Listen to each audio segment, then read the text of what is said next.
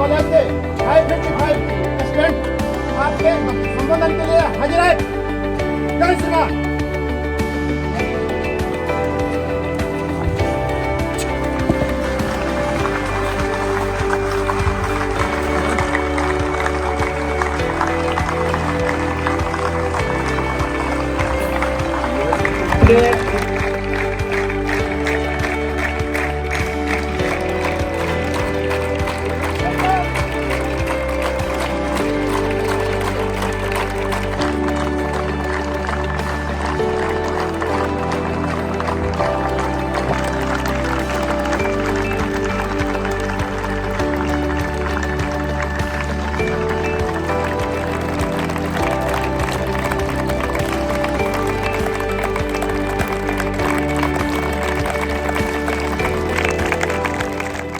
इस बार यहाँ warriors military academy में आने का जो मौका मिला वो संजय शुक्ला जी के वजह से, रीजनल कन्वेनर को ग्रुप फॉर टिबेटन कॉज करके कुछ मेंबर्स हैं सारे भारत से, और यहाँ का रीजन का जो है कोऑर्डिनेटर है संजय शुक्ला जी, और संजय शुक्ला जी ने अभी यहाँ गुलाब सिंह जी के साथ बात करके फिर यहाँ आने का हमको निमंत्रण मिला, और आप सब के साथ मिलने का और बातें करने का मौका मिलने के लिए बहुत बहुत शुक्रिया करता हूँ। फिर राकेश भाटिया जी रिटायर्ड इंटेलिजेंस ऑफिसर है, तो मिलिट्री इंटेलिजेंस में काम करते हुए इनको जो रिटायर्ड या अभी सर्विंग मिलिट्री में है उनको ज़्यादा से ज़्यादा तिब्बत के बारे में पता है। जितने पॉलिटिशियंस को नहीं आते हैं उससे ज़्यादा मिलिट्री वाले को आते हैं। तो आप लोग अपने देश की सुरक्षा के लिए काम करने जा रहे हैं, तो आप किन से लड़ रहा है, किन से सुरक्षित करना चाहते हो, उसको समझना बहुत ज़रूरी है।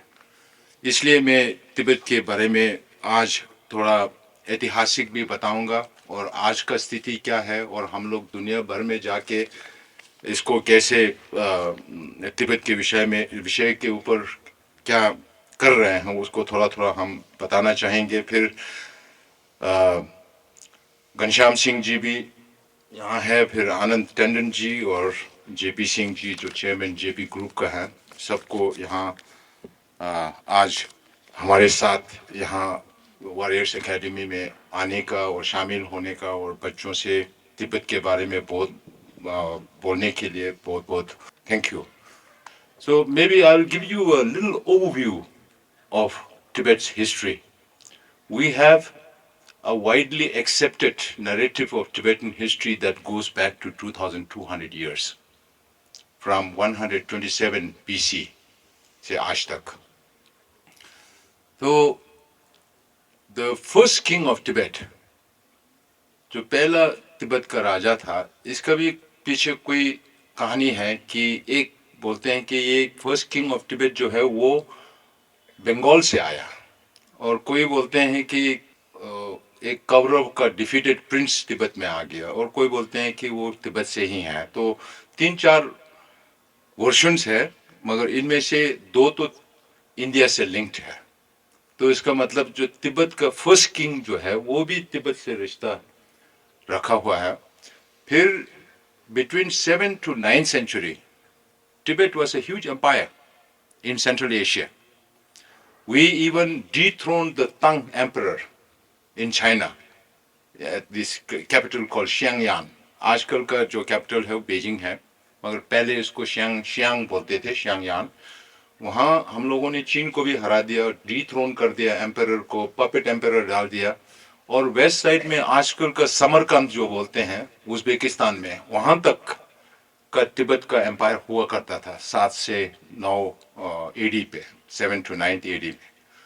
सो 7th सेंचुरी में first religious king of Tibet Songtsen Gampo जो है, उन्होंने अपने मिनिस्टर को भेजा थुमिसंबोडा को एक तिब्बतन स्क्रिप्ट इन्वेंट करने के लिए, और वो भारत गया और गुप्ता और ब्राह्मी स्क्रिप्ट जो देवनागरी स्क्रिप्ट बोलते हैं वहां से तिब्बती स्क्रिप्ट आया। तो आजकल हम जब दुनिया भर जाते हैं तो कोई कोई लोग पूछते हैं कि आप चीन के नीचे है तो तिब्बती भाषा और चीन के भाषा में क्या संबंध है। चीन और तिब्बती भाषा में कोई संबंध नहीं है। आज भी हम टिबेटन अल्फाबेट्स को बोलेंगे तो आप चौंक जाएंगे कि वो ये हिंदी जैसी ही है। का खा खांगा, चा छा छाया, ता था थाना, पा फा फामा, सा सा जावा, शा सा आया, रा ला शा सा हा आ। तो आपका हिंदी का ख ख ग ङ वो पांच पांच अक्षर होता है ना। फिर हमारे चार चार, फिर हमारे वोवल्स चार ही है, ई उ ए ओ। आपका आ ई उ ए ओ अम आहा बहुत होते हैं वोवल्स, नहीं। तो भाषा भारत से आया 7th सेंचुरी में। तो और 8th सेंचुरी में टिबेटन बुद्धिज्म जो हम अभी प्रैक्टिस कर रहे हैं तिब्बत और हिमालय रीजन में और मंगोलिया में और कलमिकिया बुरिया तुआ जहां से तिब्बत से फैला था, वो भारत से आया तिब्बती। आजकल चीन सरकार बोलते हैं कि जो बुद्धिज्म सेंट्रल एशिया में फैला है वो चीन से फैला, वो गलत बता रहा। और जो तिब्बती बुद्धिज्म जो है वो नालंदा ट्रेडिशन से, नागार्जुन से लेके 3rd 4th सेंचुरी से लेके फिर तिब्बत में जब 8th सेंचुरी में आया तो हम लोगों ने भारत का नालंदा का ट्रेडिशन अडॉप्ट किया और जो अभी प्रैक्टिस कर रहा है वही कर रहा है। और between 8th to 13th century when Buddhism almost vanished out of India, I think some of you mentioned Shantarakshita. Shantarakshita was the first Buddhist master to be invited to Tibet to preach Buddhism. And then Padmasambhava also came. So Shantarakshita advised that since you have a language of your own, instead of studying in Sanskrit and Pali about Buddhism, why don't you translate every text into Tibetan? And that's exactly what we did. 5 centuries, from 8th to 13th century, we transliterated every available Sanskrit and Pali Buddhist text into Tibetan. So today, in this whole world, Tibetan is the only language where you can study Buddhism in its totality. Mahayana या थेरावाद जो भी हो, अगर आपको सीखना है वो सिर्फ तिब्बती भाषा में है आजकल के दिन में। और just recently, about 2-3 years back, one of our monk worked on a Tibetan to Tibetan dictionary. Can you imagine how many volumes that is? 223 volumes of hard copies. Now it has become the most voluminous dictionary in the world, Tibetan to Tibetan dictionary, that came from an Indian language. Then Tibet went into disintegration for 400 years. कोई एक राजा नहीं था जो सारा तिब्बत को rule कर सके। तो 400 साल हो गए। उस बीच में बहुत सारे तिब्बती मास्टर्स भारत आए बौद्ध धर्म सीखने के लिए, फिर वापस चले गए। फिर वहाँ साक्या ट्रेडिशन, कग्यू ट्रेडिशन, ऐसे नया ट्रेडिशन शुरू हो गया तिब्बत में। तो रिलीजियस रिजुवनिज्म में उस 400 साल में बहुत काम किया तिब्बती लोगों ने। Politically we were not united. अब वो 400 साल के अंत में भी 1206 में, अभी मैं गुवाहाटी से आ रहा हूँ, वो असम का रीजन जो है कूच बिहार जो बोलते हैं, 1206 में बख्तियार खिलजी ने 10,000 आर्मी तिब्बत में भेजा था और सिर्फ 100 वापस आ गया। तो इसका मतलब ये हुआ कि जब तिब्बत डिसइंटीग्रेटेड था, यूनाइटेड नहीं था, तब भी हम लोग अपने बॉर्डर को सशक्त सिक्योर कर रहा था, सुरक्षित कर रहा था। तो उसके बाद में तिब्बत और मंगोल का रिलेशन शुरू हो गया। जब कुबलाई खान, ये जंगीज खान वगैरह आ गया, सेंट्रल एशिया में बहुत बड़ा पावरफुल हो गया। और they were merciless, they would kill anybody. अगर मेरठ को इन्वेड करना है तो यहाँ से पहले कहीं और जाते हैं, वहाँ सबको मार देते हैं। फिर जब यहाँ लखनऊ पहुंच जाते हैं तो सब सरेंडर कर लेते हैं, because for fear of being decimated by the Mongols, they were merciless, सबको मार देते थे। तो they wanted a spiritual leader, तो उनको स्पिरिचुअल मास्टर चाहिए था। वो तिब्बत में मिला साक्या पंडिता कुंगाजान से, वो 13th सेंचुरी के, मिड 13th सेंचुरी के बीच में। और फिर मंगोल्स और तिब्बत के बीच में, जैसे तिब्बत और भारत के बीच में गुरु और शिष्य का रिश्ता है, वो जैसे हम लोग मंगोल्स का गुरु बन गया और मंगोल्स हमारे शिष्य बन गया। जैसे भारत हमारे गुरु है और हम लोग शिष्य हैं, तो उसे उस तरह का रिश्ता मंगोल्स के साथ 13वीं सेंचुरी में 13th सेंचुरी में शुरू हुआ। फिर मंगोल्स ने, जब हम लोगों का रिश्ता है मंगोल्स और तिब्बत के बीच में, फिर मंगोल्स ने चीन को अटैक करके इन्वेड कर दिया। कुबलाई खान ने वो 1271 से लेके अटैक किया, और जो चीन में आजकल युआन डायनेस्टी बोलता है, YUAN जो बोलते हैं, वो उसी समय है 1271 से 1368, जब मंगोल्स ने चीन को इन्वेड करके रूल किया। और मंगोल्स इससे पहले भी था, इसके बाद में भी था, और हमारे रिश्ता मंगोल्स के साथ 1720 तक, 18th सेंचुरी तक चले गया। उसके बीच में ये मंगोल्स को हरा दिया मिंग लोगों ने। मिंग हान चाइनीज है, वो रियल चाइनीज है, तो उन लोगों ने 1368 से 1644 तक चीन को रूल किया। मगर उस समय तिब्बत और चीन के बीच में कोई संबंध नहीं था, राजनीतिक संबंध नहीं था, रिलीजियस रिलेशनशिप थोड़ा होते थे, मगर पॉलिटिकल रिलेशंस नहीं थे। तो मिंग्स को ओवरथ्रो किया चिंग्स लोगों ने। चिंग जो है वो मंचूस है। अगर आप लोग चाइनीज कुंफू मूवी देखते हो तो उसमें जो हीरोज है सब चीन लोग हैं, और डाकू जो है पूरा मंचूस है, क्योंकि चीन लोगों का मानना यह है कि मंचूस चीन नहीं है। There were a lot of academic discourses in Beijing at one time whether who is a real Chinese? Is it only the Han Chinese, or the Mongols also Chinese, or Tibetans also Chinese? If the Mongols are Chinese, then they can claim half of the world, because Mongols invaded that much of the area, right? So wo bhi hai. So we establish our relations with the Mongols, our relations with the Qings, Mings, and the Qings who ruled China from 1644 to 1911, वो चिंग जो है। और तिब्बत में अपना अपना राजा था हम लोगों का। 13 to 16th सेंचुरी तक हमारे 4 हेजमेंट्स हुआ करता था। फामोड्रुपा हुआ, साचा के बाद फामोड्रुपा, रिम्पोंगपा, देबासांगपा। फिर 5th दलाई लामा ने 1642 में, चिंग लोगों ने 1644 में कब्जा किया चीन को। मगर His Holiness the 5th Dalai Lama, who took over the temporal and spiritual leadership of Tibet, took over in 1642, 2 years before the Qings overthrew the Mings.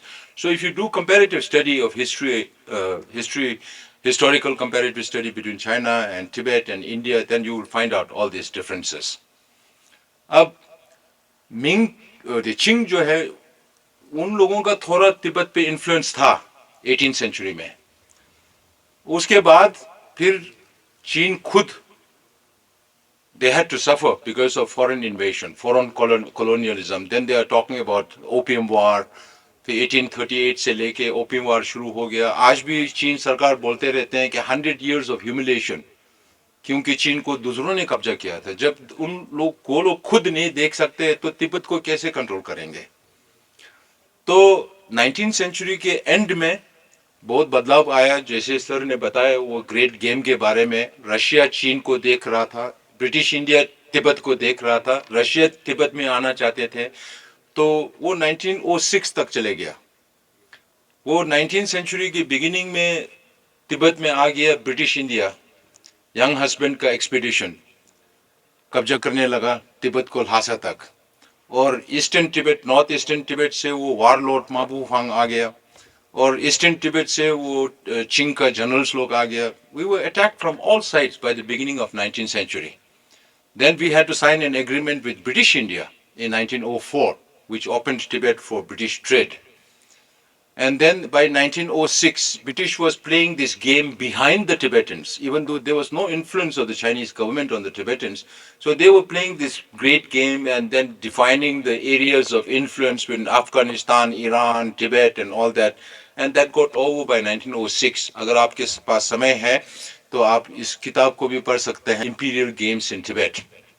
और एक form of foreign secretary Nirupama Rao, जो भारत सरकार का MAA का secretary हुआ करते थे, आजकल बैंगलोर में है, उन्होंने भी एक किताब लिखा है, फ्रैक्चर्ड हिमालयस। तो उन सबको पढ़ने से आपको डिटेल में, विस्तार में पता चलेगा कि तिब्बत का हिस्ट्री क्या था उस समय। तो 1910 में चीन लोग ईस्टर्न साइड से आ गया। फिर 13वीं दलाई लामा को भारत में शरणार्थी लेना पड़ा 1910 से 12 तक 2 साल के लिए। फिर चिंग डायनेस्टी खत्म हो गया चीन में 1911 में खत्म हो गया, वहाँ नेशनलिस्ट मूवमेंट हो गया। फिर उसके बाद कुमिंगतांग और ये कम्युनिस्ट का सिविल वॉर चला 30-40 साल। तो 1912 में 13 दलाई लामा वापस तिब्बत में चले गया और he declared Tibet's independence along with Mongolia in 1913, and then we signed the Simla Agreement of 1914, which defines the boundary between India and Tibet, particularly in the Arunachal Pradesh region, what is called as the McMahon Line. So this was signed by independent Tibet with British India. Now, after independence of India, the Indian government is naturally bound, treaty bound, to carry on the obligations of those treaties. It's because of China's invasion of Communist Party's invasion of Tibet in 1950 that now you have a border with China. But Indian government, आप लोग भी जब military में शामिल हो जाएंगे तब पता चलेंगे कि अभी भी भारत सरकार does not call it Sino-Indian border. They call it Indo-Tibetan Border Police, Indo-Tibetan Border Force. अभी भी change नहीं किया है. That also underlies India's position on Tibet. The Indian government has not changed that at all. So we lost independence in 1951. We tried to live under the so-called 17-point agreement for 8 long years. Then Chinese government, पहले जब आया था तो बहुत अच्छे बात करते थे। तिब्बती लोगों ने भी इन लोगों के बारे में बहुत गाना भी गाया।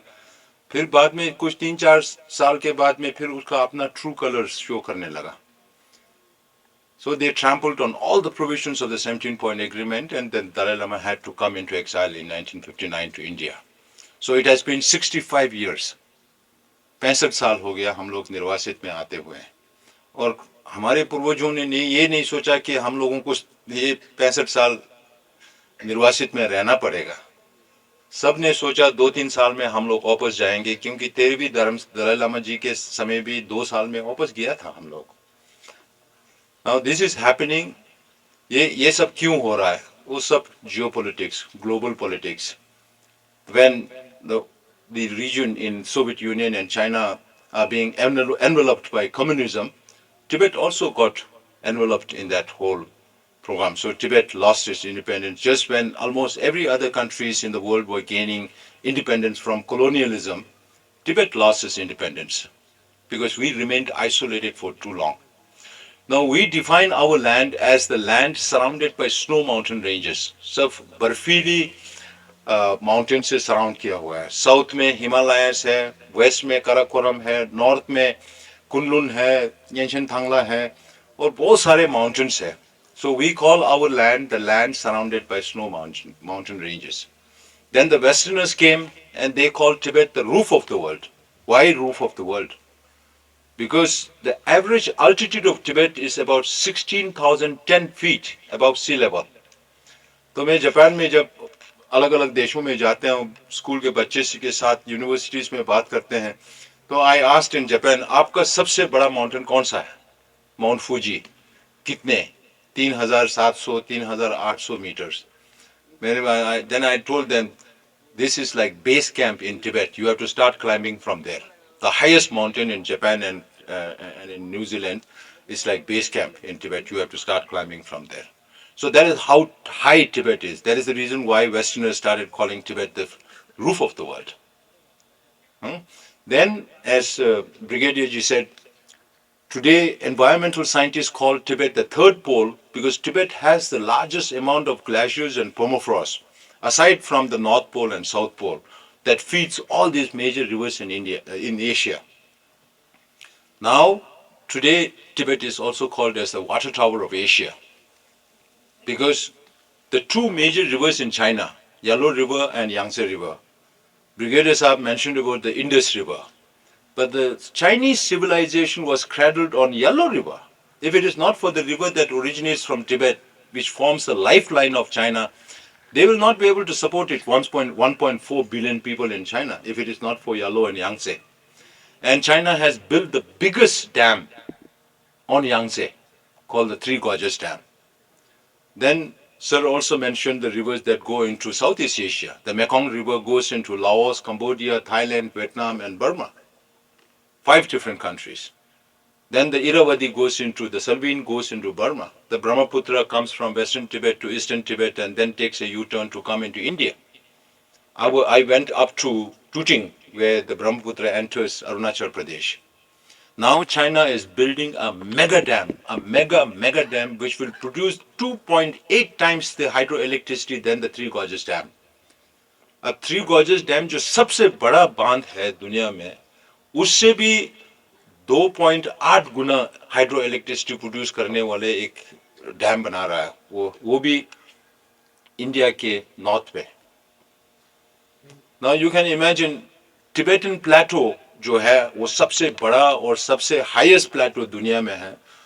This came about 50 million years ago because of the tectonic shift between the Indian plate and the Eurasian plate.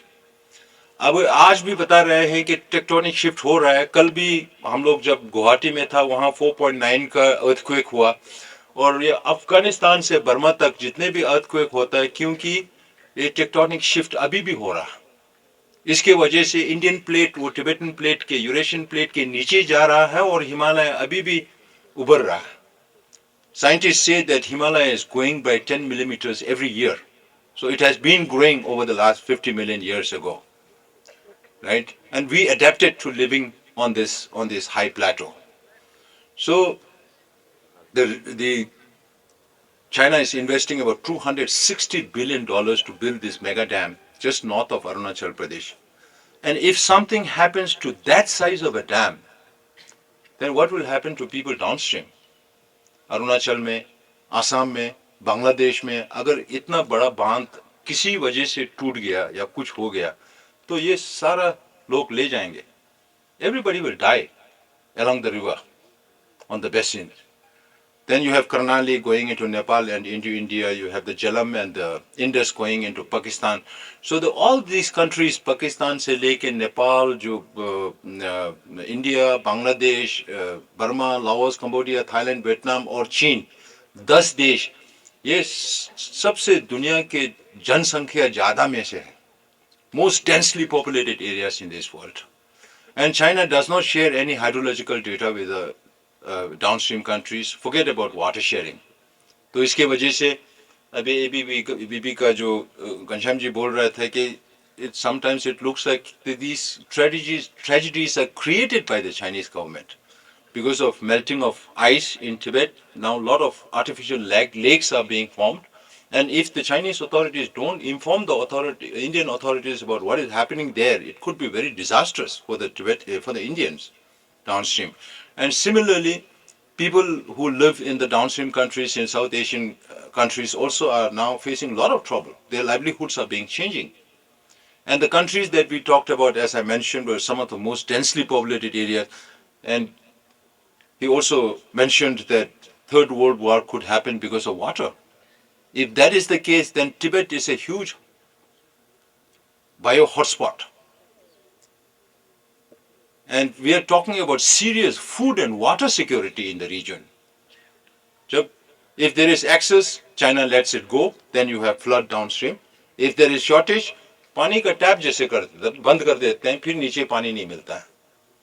So China is using everything as a weapon, and they are harnessing every available resources in Tibet. It's not just water, it's not just air, it's not just sun, but a lot of mineral resources, including lithium and other minerals that are useful for producing today what is the rarest of rare earth. Right? So this is just to explain about the geostrategic importance of Tibet, the environmental importance of Tibet. And Tibetans have this very old civilization that is based on the thinking of ancient India. Karuna, ahimsa. So non-violence and compassion is what drives the Tibetan people, and that is in the forms of messages of His Holiness the Dalai Lama to the world, and it comes from ancient Indian wisdom. Right? So now, when we go around the world, what we tell the world is now, since up to 1973, His Holiness has been fighting for independent Tibet. But there was not a single country in this world who was willing to support independence for Tibet. Even today, United States is the only country that has a law on Tibet called 2000 Tibet Policy Act, 2002 Tibet Policy, which has been now amended to 2000 Tibet Support and Policy Act of 2020. No other country has a law on Tibet or a position, a clear position on Tibet that Tibet was independent or Tibet should be independent, whatever. So now, of course, we follow what is called as the middle way, Madhya Marg, that comes from Buddhist philosophy. When His Holiness says middle, there has to be ends to it. Without ends, there cannot be middle. नहीं, जब मध्य का बात करते हैं तो side होना चाहिए, side new हुआ तो फिर मध्य न्यू होगा. तो one position is the historical status of Tibet as an independent state. ऐतिहासिक तिब्बत एक independent nation रहा. और the other polarity is the current situation of occupied Tibet under the repressive Chinese government. तो इसके बीच में genuine autonomy या middle way उसी को बोलते हैं, क्योंकि Tibet is already known as Tibet Autonomous Region, Tibet Autonomous Prefecture, Tibet Autonomous County, but what the law says and what is being implemented on the ground with the Chinese government, it's always two different things, right? So now we have to send a very clear message to the Chinese government that they cannot change or distort Tibetan history. History, just like हमारे जीवन में होता है, कल तो कल हो गया, उसको बदल नहीं सकते हैं. और एक नेशन का भी हिस्ट्री में, इतिहास में यही है, जो हो गया वो हो गया. वो आजकल just because of the whims and fancies of and interests of some politicians, you cannot change history. That is exactly what China is doing. सब दुनिया को बता रहा है कि Tibet has been part of China since ancient times. आप उनको खुद पूछ लो कि ancient times कब से है, पता नहीं है उनको. Because when it comes to history, they are on very thin ice. So this message has to be loud and clear to the Chinese government that they cannot distort Tibetan history. And then the second message is to the international community. I keep telling them, if you keep repeating the statement, अगर आप ये बार-बार बोलते जा रहे हैं कि Tibet is part of People's Republic of China, you're going against international law. Because Tibet को कब्जा किया by force. Under international law, anything by force or aggression is null and void. So आज जो रशिया जो Ukraine के ऊपर कर रहा है और चीन ने तिब्बत के ऊपर 75 years ago जो किया है, वो एक ही है, एक ही इंटरनेशनल लॉ है. दो इंटरनेशनल लॉज नहीं है सेकेंड वर्ल्ड वॉर के बाद में. तो ये एक बात दूसरों देशों को बोलता हूं. और सेकेंड बात ये है कि ये सब देश बोलते हैं जो डेमोक्रेटिक फ्री कंट्रीज हो, चाइना को चैलेंज नहीं करना चाहते हैं. So they repeat what the Chinese government want them to say, that Tibet is part of People's Republic of China. फिर दूसरे साइड पे ये बोलते हैं कि we appreciate dialogue between the representative of His Holiness the Dalai Lama and the Chinese government. अब ये दो पोजीशन जो है, I keep telling them you're contradicting yourself. क्योंकि जब सब देश बोलते हैं कि तिब्बत चीन का हिस्सा है, तो चीन को हमारे साथ आके बात करने का वजह कहां, उसी को निकाल दिया. The very foundation for dialogue is being removed by the international community when they keep repeating the statement that Tibet is part of PRC. और तीसरा बात मैं ये बोलता हूं कि why do you think, आपको क्या लगता है कि चीन सब देशों को बोलते हैं कि तिब्बत चीन का हिस्सा है? इसलिए मैं ये किताब भी मैं लेके आता हूँ. थोड़ा वजन भी है, मगर ये चीन में है, चीनी लैंग्वेज में. आज तो आप लोग पढ़ नहीं पाएंगे, मगर इसका इंग्लिश वर्जन जल्दी आ जाएंगे. 1300 पेजेस के है. अगर आपके पास समय हो तो 1300 पेजेस को पढ़ना पड़े. मगर वो किताब लिखा हुआ है एक चीनी प्रोफेसर ने. जब वो स्कूल जाते थे तब स्कूल में पढ़ाई करते थे कि तिब्बत एक चीन का अंग है, हिस्सा है. Tibet has been part of China since ancient times. और वो जब यूनिवर्सिटी में जाने लगा 60-70s में, फिर उनको पता चला कि चीन सरकार सब देशों को बोल रहा है कि तिब्बत चीन का हिस्सा है. तो he was intrigued. इनको समझ में नहीं आया, अगर if Tibet had been part of China since ancient times, then why does the Chinese government have to ask every country to say Tibet is part of PRC today?